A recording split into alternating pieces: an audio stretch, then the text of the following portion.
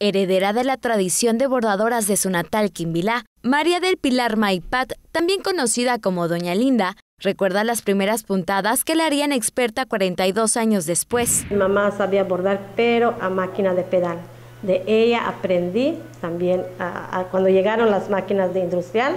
Somos 9 hermanos, 4 mujeres y 5 hombres. De las 4 todas aprendimos a bordar. Y de hecho cuando llegó al pueblo, así casi somos las primeras en aprender a bordar a máquina industrial.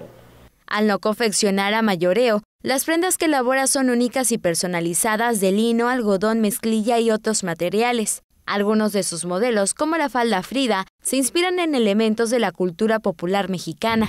Talla 32, manejo hasta la 42, la talla. Y luego le pregunto al cliente de cómo lo quiere, de rosas grandes, rosas chicas, la combinación. Porque a veces yo en una rosa le pongo 5 colores, las combino. Y de hecho también lo aprendí del trabajo de las oaxaqueñas, porque yo trabajaba con una señora que es de Oaxaca.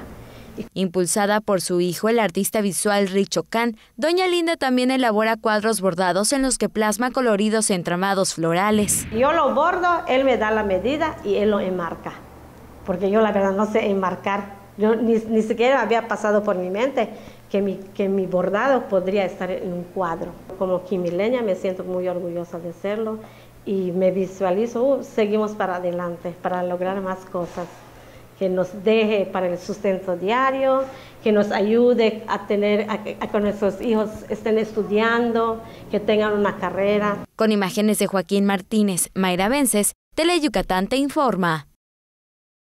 Teleyucatán te informa.